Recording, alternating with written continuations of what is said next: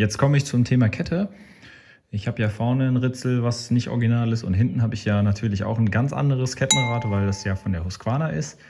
Es ist eine 520er Kettenteilung, die SR hat, glaube ich, 530.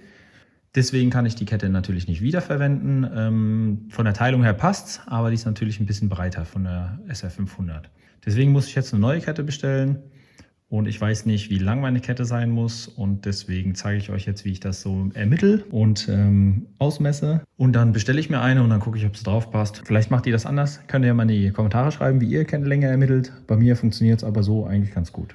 Als erstes klebe ich mir hier am Kettenrad Kleber hin, damit ich mich nicht verzähle, und vorne auch. Aber ich brauche das natürlich auch, um die Längen nachher zu messen.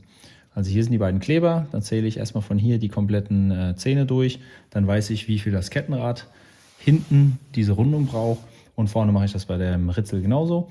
Die schreibe ich mir dann auf, dann habe ich schon mal die Anzahl für vorne und hinten, und dann brauche ich quasi nur noch von dem Punkt hier bis zu dem Punkt die Anzahl der Kettenglieder, also die beiden Geraden, sage ich jetzt mal. Die könnt ihr mit dem Zollstock ausmessen, und wenn das nicht geht, könnt ihr auch ein Seil nehmen zum Zwischenmessen. Aber hier passt das ganz gut. Das sind hier unten ca. 570 mm und oben sind es 550 mm. Die Werte schreibe ich mir dann auf und rechne es dann um. Und zwar hat die 520er Kettenteilung einen Gliedabstand von 15,88, soweit ich mich erinnern kann. Und dann müsst ihr natürlich einfach nur die Länge durch die vorgegebene Länge der Glieder teilen, und dann habt ihr die Anzahl, wie viele Glieder hier unten und oben reinpassen würden. Und dann müsst ihr nur noch alle 4 Sachen zusammen addieren, und dann kommt ihr auf eure Kettenlänge, Gliederanzahl, und dann könnt ihr die bestellen. Könnt natürlich auch direkt eine längere bestellen, aber dann schmeißt man wieder Zeugs weg, was Geld kostet, und brauchen wir ja nicht. Wir wollen das genau so ermitteln, dass das alles passt. Ich messe das auch immer einmal im vorderen Punkt und einmal im hinteren Punkt, damit ich weiß, wie ist die kürzeste Kette und wie ist die längste Kette, und dann entscheide ich mich nachher, eine entsprechende Kette zu bestellen.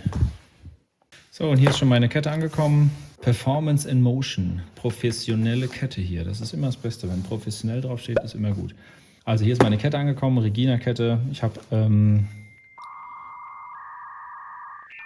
428, was ist das jetzt für eine Scheiße?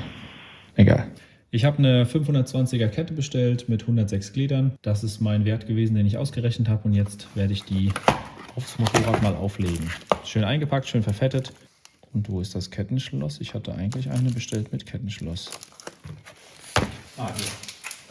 Schöner Sticker noch dabei. Hier ist das Kettenschloss. Ich habe schon gedacht, da wäre kein Kettenschloss dabei gewesen. So, ich hole mir jetzt meine Ölhandschuhe. Ich habe extra Handschuhe, mit denen ich Ketten immer drauf und abmache. Die sind schön verfettet. Da muss man ja nicht jedes Mal neue Handschuhe dreckig machen. Und dann lege ich die jetzt mal auf.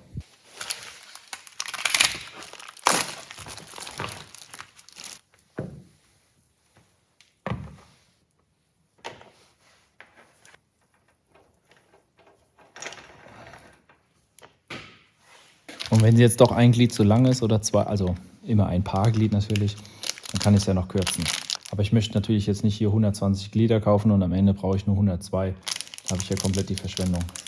Die Kette ist geschlossen. Die hängt jetzt natürlich noch durch, weil ich ganz vorne bin. Also ziehe ich das Rad jetzt mal nach hinten. So, ich habe die Kette jetzt mal extrem gespannt, also es passt gut.